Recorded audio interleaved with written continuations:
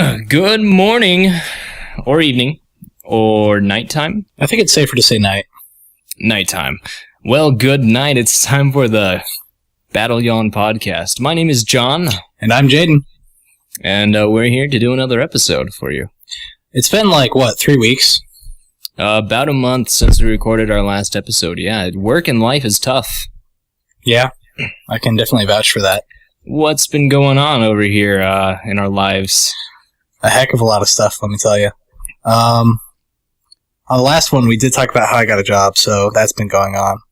Yeah, we've finals been talking week about that. happened. Finals and stuff. Yeah, that happened. I moved into the apartment. You moved into the apartment. Yeah, we're both in the apartment. It's good. I like it. For the most part, yeah. It's a bit cold sometimes, but it works. Yeah. Who Who needs heat when you can just stay cool? Who needs heat when you can just put on as many layers of sweaters as you want? I only own 2. I think both of mine are out in my truck right now. It's pretty bad. I don't understand why you would... And then you left your shoes in the car. Yeah, I left my shoes in my truck too. And I had to walk out there barefoot to grab my shoes. Because I didn't want to walk out there in my work shoes like a smart person. I just wanted to walk out there in my normal shoes. Yeah, except you didn't. You walked out there in your socks. I walked out there in my socks. That is a thing I did. I did do that. Yeah. But a lot of stuff has happened. My mom was diagnosed with cancer, so that was a lot of fun. And then, a month later, she was in remission, so that happened as well. That was cool. She kicked its butt. She kicked its butt real good. Well, that's kind of like a misnomer, because remission doesn't mean that it's, necessarily... It's gone, yeah. It's still kind of there. It's just, in a safer area. Remission is literally the point in which you start to recover. You're doing better than you're doing worse. Yeah. Yeah. That's fair. She is doing the good, and that is good for her. Yeah. So that's pretty much all that's been going on with me recently. Well, nice. Excepting a few juicy stories, but we'll get into those later.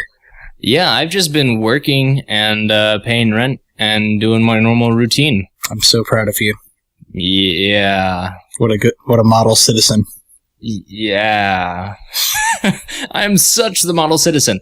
Everyone knows that. I'm the normalest model citizen ever. I could possibly work for people that need model citizens. What is it? What is it called? When they do a survey on people, they're like, we need someone who's a model citizen. This guy. This guy right here. A model citizen? I can model. For sure. Oh yeah, I'm a model citizen. Model citizen. You better believe it. So, I think, I don't think I've told this story. I went to Big Al's with my family. Mm-hmm. And I was, walking around Big Al's, and I dumped $30 into one of their cards. Yeah. For the games. And I'm walking up there. They're bowling downstairs. I walked upstairs to the arcade area. Mm-hmm. And I found this pirate game. Yeah? Where you sit there with a harpoon and you catch fish. And there's a secret jellyfish that comes out every about 2 hours, from what I've been told by the employees who work there. The jellyfish gives you 500 tickets. Oh. So I figured this game out, and I was just making tickets. And I made 2,000 tickets. And I took all my tickets and I went to the redeeming station. Mm-hmm. I'm looking around and I'm like, I don't know what I'm going to buy with all these tickets, until I saw it. There was a hook, miniature hat, and eye patch combination. And it was for the complete pirate costume? Yeah, it was a pirate costume for about $1,000. $1,000. $1,000? Dear God. Out. With how much money are you sure you want to spend that much on a it's it was costume? 1,000 tickets, so I bought it. I bought it with my tickets, and then I put them on. And I went back out there, and I kept playing the pirate game, except for this time I was wearing pirate costume, and I just started yelling pirate stuff. Now, what I learned is if you go to Big Al's on a summer Wednesday morning, so a little bit after 12 Okay. in the summer, it's literally going to be filled with kids and their babysitters. Those are the only people that go to Big L's at that time. So I'm just sitting there yelling piratey. Whoa. Why would you... Okay.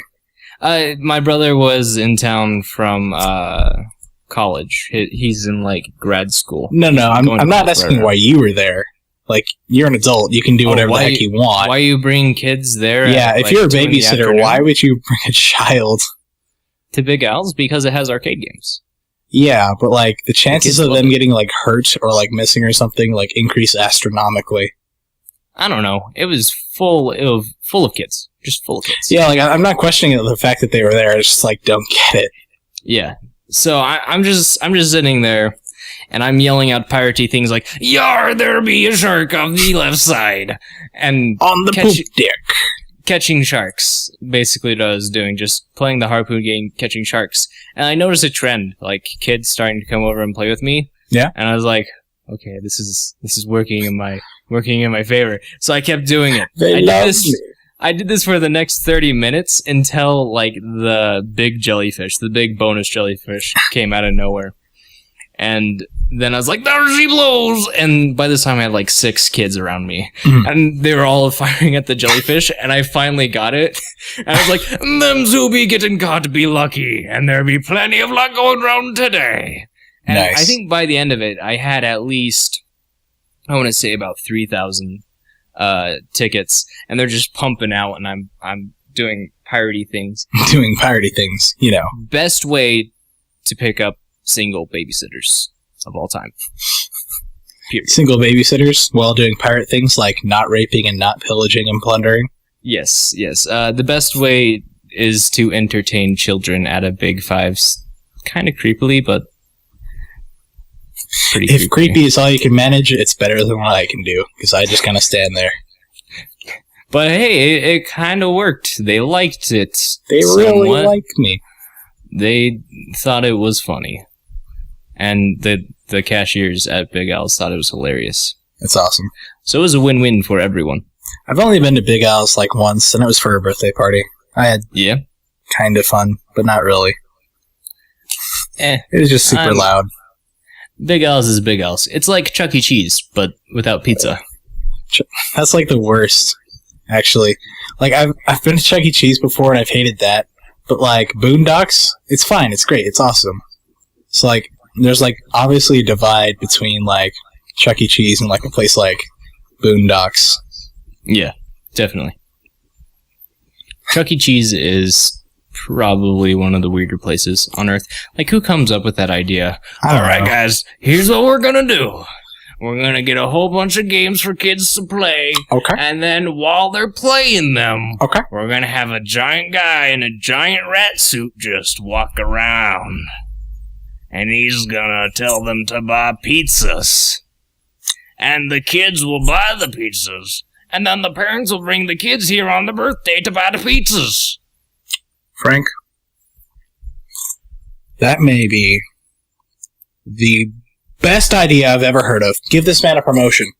Someone, that man, promotion time. That's how you make all the money is working for corporate. Well, like, it worked for, like, the 80s and the early 90s. Like, it was super successful. Very successful. And now it's just kind of still knows its name. Not there.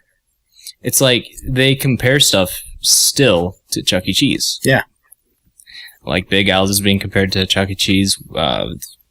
Boondocks or Wahoos is being compared to Chuck E. Cheese. I don't understand that. Like, so for those of you who don't know what we're talking about, there's this local kind of like arcade laser tag area place that used to be called Boondocks, and then they got bought out by a company that's like right next door to them that's like a small water park. So like now they're the same company.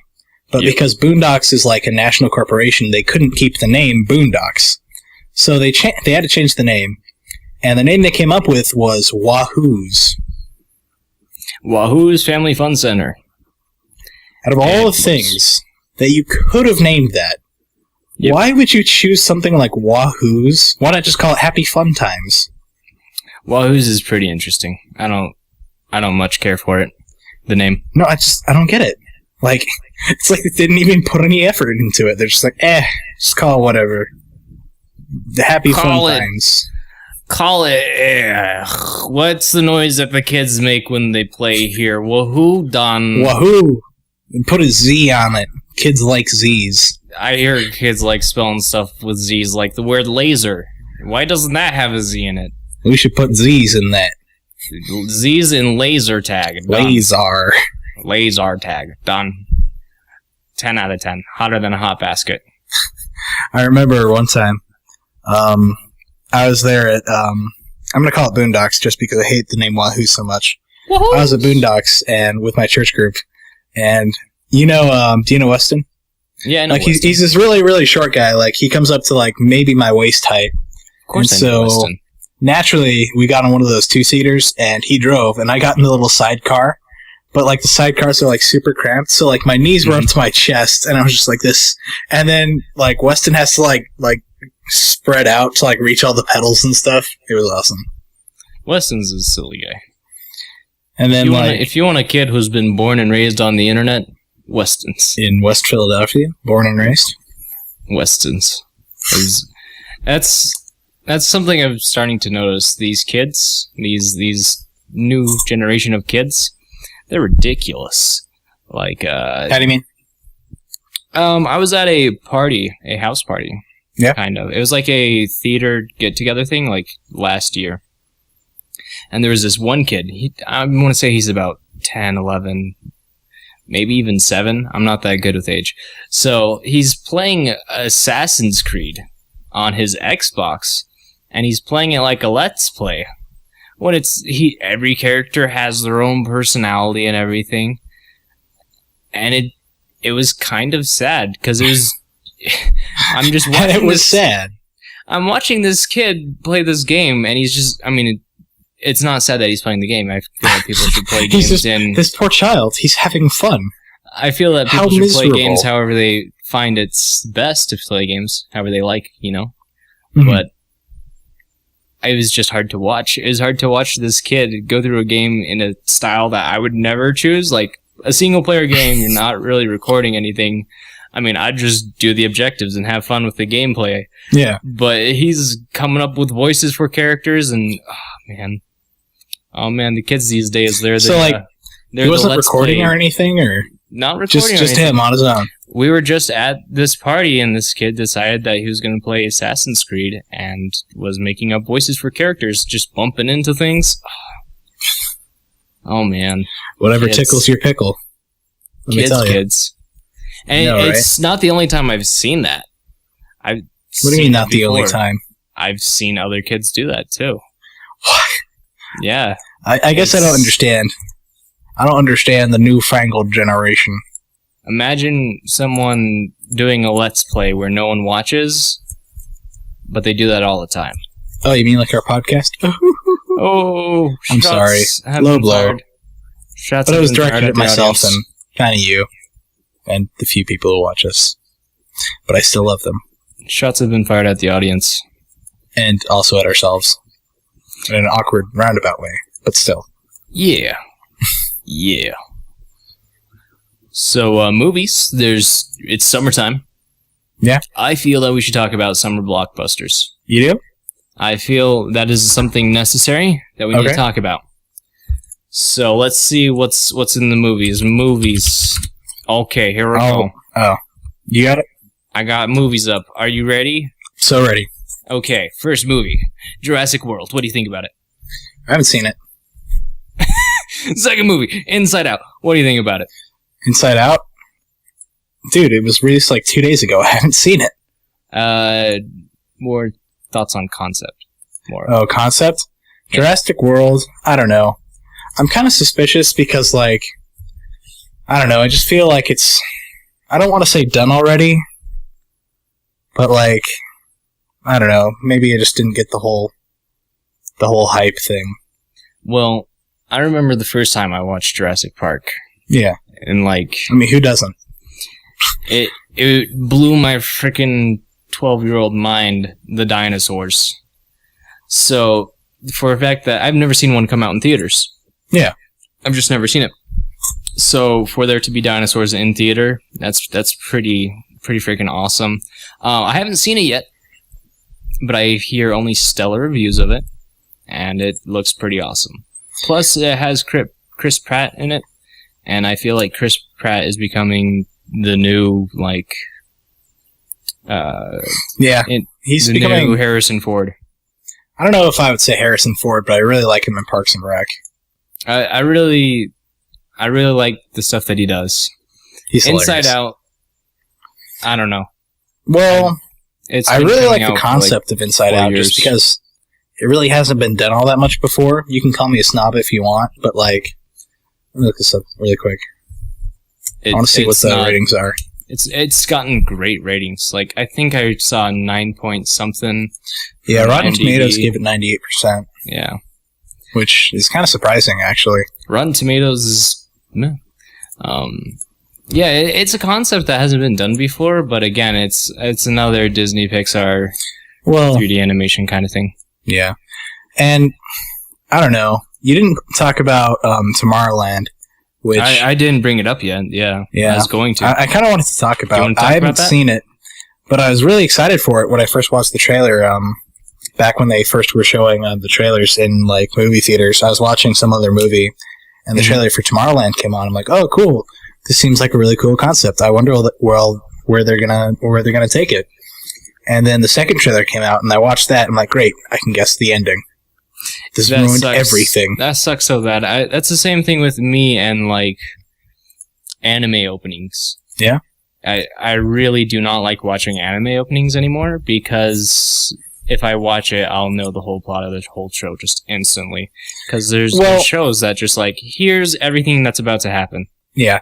It's like they're attempting to, like, hint at what happens, but they do it in such a obvious manner that, like, you understand what's going on instantly. Mm-hmm. Like, foreshadowing, there are great ways that you can do that without giving it away. Like, Breaking Bad, like, you didn't know it, but, like, you knew that Gus Freeman would, like, get half of his face blown off because of the teddy bear. Words, by the way. Oh, sorry. Spoiler. Okay, at this point, I think they've had fair chance. It's been a couple months or longer since the end of Breaking Bad. And the scene I'm talking about wasn't even the final season. It was like season 3, I think. But anyway, you couldn't tell that Gus was going to die, but like there was foreshadowing when like the teddy bear with like half normal face and like the other half was like charred. That's okay foreshadowing. In fact, that's great foreshadowing. If you do that, that's great. But if you can't do that in a subtle manner, then you just spoil everything and you just ruin it. Mm-hmm, mm-hmm. Exactly what my problem is. If I can figure out the rest of your show after like the first, 20 seconds of your OP, I'm just not gonna watch it. It's not gonna. It's not gonna happen. There's been shows that have done wonderful things with their openings. You don't know what's going on, but then you watch a show and you understand. Yeah. It's like, and that's good foreshadowing. They hint at things really, really slyly. What's a good example of this? Something that didn't ruin its whole show in the first like 20 seconds. Trigun. Well, yeah. Trigun. I mean, that wasn't even foreshadowing, though. It didn't really have anything to do with the main Trigun's opening is amazing still, though. I'm not debating that. Really good. They don't spoil anything for you. In fact, they make you think that the show is something that it's not. Though you get a good laugh when it turns out to be a comedy. Yeah. Because, like, the first episode, you really think that you're going to be seeing an action thing. Like, just only action.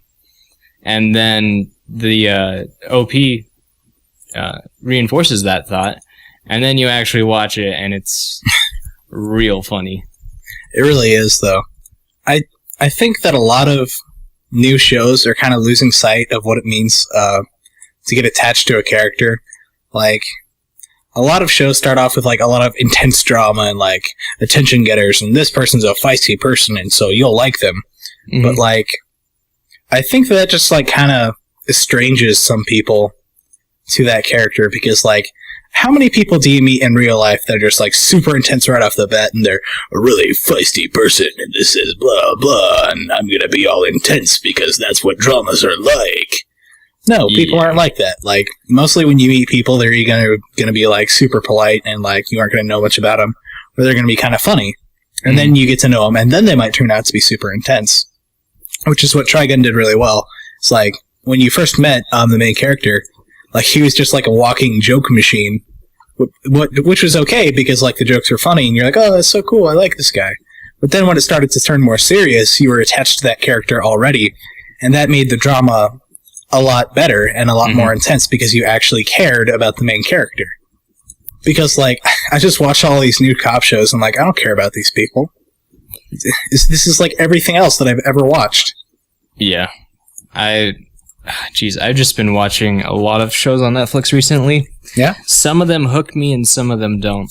I find shows that are written really cleverly, and it has to be a real visual thing, too. Like, an Edgar Wright film. Oh my goodness, those movies get me. Yeah? You know, Scott Pilgrim vs. the World, Shaun of the Dead. Well, yeah, I mean, again, that's clever writing and clever screenplay. And, like, it's not super intense right off the bat. Yeah. Like, how weird would it be if Scott Pilgrim started out with the fight between Scott and, what's his face, the pirate guy? Like, you'd be like, what's going on? This is dumb. The first Evil X. Yeah. What's his face? Matt Patel? Matthew Patel, yep. Yeah. Like, that would just be weird. You don't do that. It would be really weird, and it'd break the story arc of it, but I mean, disregarding that. I feel just the way that show was shot, a lot of visual gags makes you want to not take your eyes off the screen for a single second.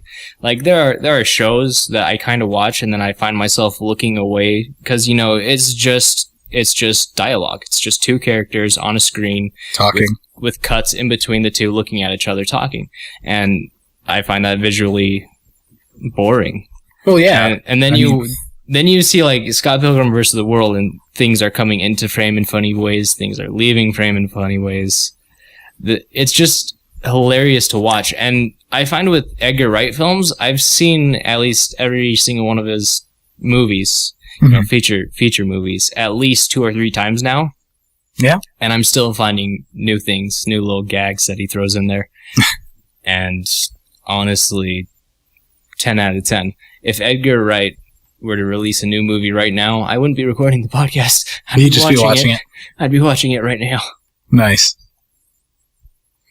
I don't know. I've only seen Scott Pilgrim vs. the World, I think. But I really enjoyed it.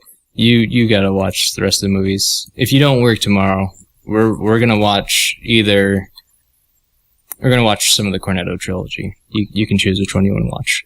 Okay. But, I don't know. I think that's... And I don't think we're really being movie snobs when we say that, like, they're getting really lazy with the visuals, because it's not that hard to just, like, have another character walk in the background to, like, bring a scene more to life. Because, two characters just sitting there, like, that doesn't happen in real life. I mean, people can sit together and talk to each other, but, like, people are still doing stuff in the background. Definitely. I just really can't watch American comedies anymore. Well, I take that back. I can't watch dumb American comedies. You know where I'm talking about? Wait. You mean they're smart ones? Hold on now. I'm talking about the shows with, like, 2 characters. Well, I mean, all right, Anchorman, for instance. That's a good comedy. I know a lot of it's improv, but still, improv isn't necessarily bad. What I'm talking about is, like, Bridesmaid. I don't think I've seen that. I despise the movies Bridesmaids. Yeah? Because the way I get the feeling that it's shot, and I don't know, I don't work in the movie industry, but the way that I feel like this whole movie was shot is they said, okay, this is your basic goal for the scene, you two just improv it out, and then they cut between the 2 characters, and the 2 actors are just trying to make the other one laugh, trying to say the most ridiculous thing. And it's just, the way I feel like comedies are going nowadays is, alright, let's put someone in a normal situation and then make them say something obscene. And then the more obscene and more uncomfortable they make someone feel, the funnier that scene is. That's why I feel like every single one of these shows is like. But, like, getting back to, like, openings and commercials, I want to take a step back to that idea. So, Up. Do you remember the commercials for Up? I don't think I really remember like the trailers of the commercials, but I definitely did watch Up. Up. What were the commercials like? Pretty interesting. The commercials didn't tell you a thing about the movie. They told you nothing. The posters told you nothing. You knew it was about Up. Just UP. Something is going up. No one knew what it was about until the movie came out, and then it was a smash hit. That movie, I think, was really clever. Well, of course, like there was like hardly any talking, like little to no dialogue for like the first 10, 15 minutes. Oh, exactly. And it was just pure visuals. And those first 20 minutes of Up are still, some of the most heart-wrenching scenes that I can think of. Yeah. And I think that's part of the reason why it was such a success is because I think a lot of people really just got tired of being told, you like this character because I said so. Yeah. And they didn't really have a reason to like characters, and then Up gave them that opportunity just to watch. I think, anyway. A lot of really, really smart choices were made with Up. Honestly, I'd like to see more stuff like Up, where people don't say a thing about the movie until it comes out, and then you get a little, pleasant surprise about it. Yeah. I kind of agree with that, but at the same time I don't, because movies take money. So, if I don't... Definitely. If I just see a poster saying intense movie, I'm like, oh, okay. Buy a ticket and turns out it's the worst movie ever. That's $10 wasted. Well, I'm not saying that all movies should be like that. I'm just saying I would like to see a few more movies, kind of mysterious-like. That's kind of the reason if you'll notice this if you go to the mystery aisle in a bookstore. Literally they will write no synopsises on the back of the books. They'll give you a front cover and say this is the name of the book, and then the back cover is always going to have a picture of the author. If you want true mystery books, you just go to the library, go to the mystery section, and turn all of the books so their covers, or their spines I should say, are backwards so no one can read the title, and just pick one. Definitely. That's a true mystery book. Because you don't know what you're reading. Actually, okay, can we just talk about why books feel the need to put the name of the book on every other page, the top of every other page? I don't get that. It's just oh man, what am I reading? What am I reading right now? Oh, there it is. I'm so glad this is at the top of the page. Whew. I think there's a Brian Regan sketch about that. It probably is. Brian Regan does everything. Because Brian Regan is love. Brian Regan is life. Brian Regan is one of the funniest comedians I think that there is, and it hurts my poor little soul how not as big he is. I don't know how do I word this. He's not as big as I think he should be. You mean as popular or what? Yeah. I feel like Brian Regan should be literally the only comedian that people listen to. Well, jokingly. You should always have more than one content, but I wish that everyone would at least give Brian Regan a shot. Well, yeah, and I don't usually listen to a lot of comedians just because it's usually just shock value in the comedy. Exactly, that's what American freaking comedies, just the shock value jokes. Not even every two. Every other sentence is a swear word. Yep. And swear words can be used correctly, and they can really make things a heck of a lot funnier.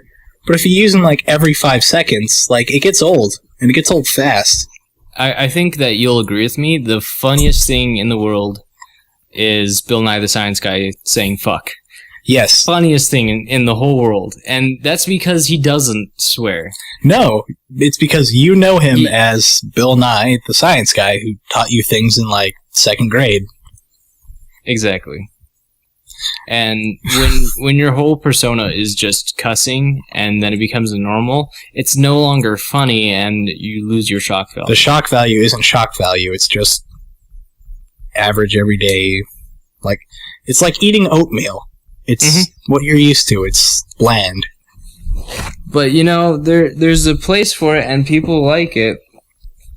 Yeah, I think the reason that they find that funny is because not everyone does that. Well, no. I I don't know of a single person that like swears every other sentence like in my normal everyday life, and maybe that's why it's so popular, just because people want to hear other people swear. I guess maybe that's what's going on. But if that's the case, couldn't you just save yourself money and just swear in front of a mirror?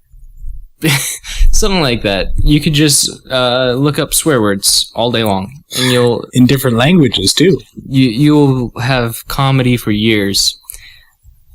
But people have different tastes, and perhaps my tastes aren't the same as theirs or yours, and there's nothing wrong with that. Actually, on the contrary, John, everyone must agree with me. Always. Yeah. Oh, that's right. We're on the internet. If you don't agree with me, you're wrong. And you should go home. And you should agree with me. Done. Was that enough? Was that enough good? I don't think we were mean enough. We should start saying that people...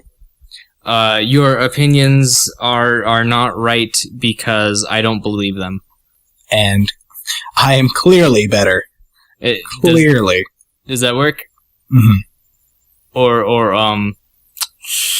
I think another one would be your opinions are not right on this subject because I like the thing that you don't like.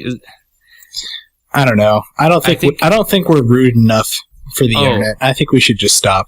Okay. I don't think we can internet. How about fuck you, internet? Hey, there we go. All right, now we're on track. We're good. We did it.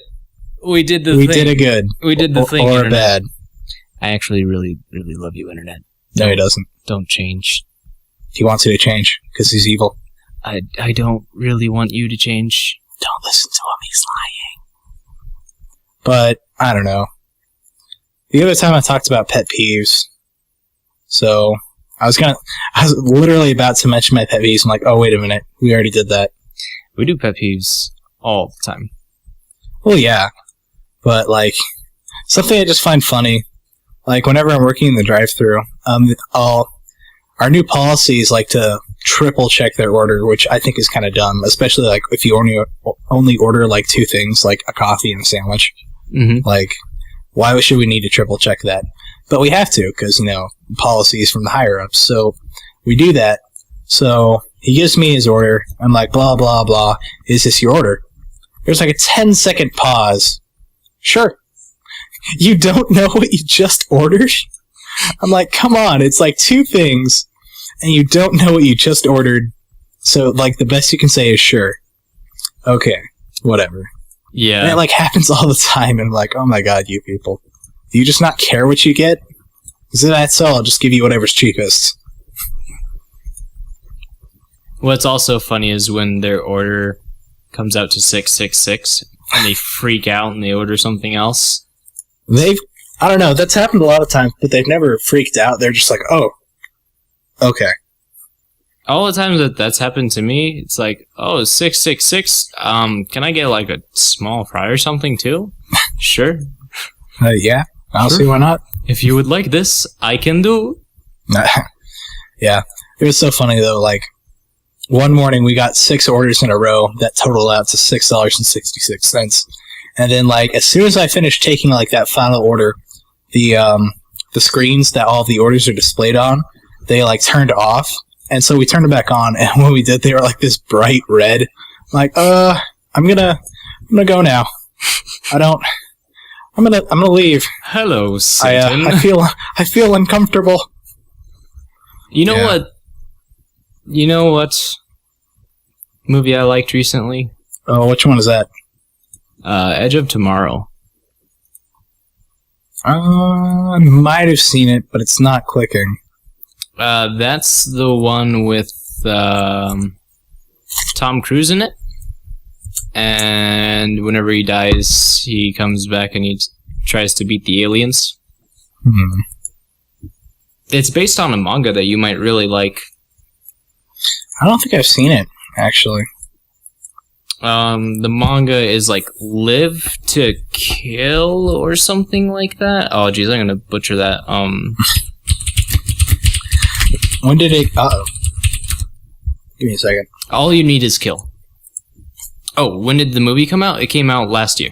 Exactly last year. Like exactly like this day last year. This month last year. That's right. That's what I thought. That whole movie was really good, though. I liked it. Yeah. I don't know. I just don't really... I really, really like to watch movies, but at the same time I don't, just because half of the time I can guess what the ending is, and the other half, I'm just like, well, this is like a remix of something else, which is nice, but like... I don't know. I think the only original ones that I've seen recently would be... Well, I shouldn't say that I've seen, that I've heard of recently, were probably Inside Out, and probably Edge of Tomorrow, now that you described it. It's really, really cool. It's kind of a Deus Ex Machina kind of thing going on. Yeah. You know, main hero, he's got to save the world kind of thing. So what it is Tom Cruise plays this guy who... good, because if he played a girl, I might be a lot more interested. So, start of the movie, Tom Cruise plays a guy. Later on in the movie, does he play a girl? No. Okay. And then Tom Cruise is this guy who is in the military but doesn't fight. He's just higher up. He just issues orders and relays information. And then his higher-ups fire him and send him to the front line where the aliens are slaughtering all the people. Except for this, there's this chick who is just really, really strong and is murdering all the aliens, and all the people love her. And you almost said him. Yeah, and he does not know how to use the mech robots suits that they used to fight in. So he walks in there and gets blood on him and dies. But then he wakes up and the day started again. And it's kind of Groundhog-ish. He remembers everything, but no one else does. Oh, okay. So, Groundhog Day. So, like, he just keeps going in and in and in. And then eventually, a whole bunch of funny things happen. And it's... I don't really want to say any more, because you might really like this movie. I might. I don't know. Or you might want to read All You Need Is Kill, because that was really good. Why not do both? All You Need Is Kill is better than the movie. Yeah, probably. Usually that's how it is. Usually the book is better than the movie. Yeah. Well, in this case, it was a visual novel. Or manga. Well, I honestly don't think that the two are the same. They're definitely not. What? VNs and mangas. No way. Oh, wait. Did I say you said visual novel. I meant graphic novel? Sure. I apologize. You should. Yeah, no, you might want to read... my jimmies. You might want to read the manga. It's pretty good. Probably. But, like, that's how it is, oftentimes. Usually the book's way better than the movie. It's just how it is. Yeah. Yeah. So, anyways, we've been recording for 38 minutes now. I think it's a good time to end this episode. Next time on the Battle Yawn podcast, we learn how to fly. Bye-bye.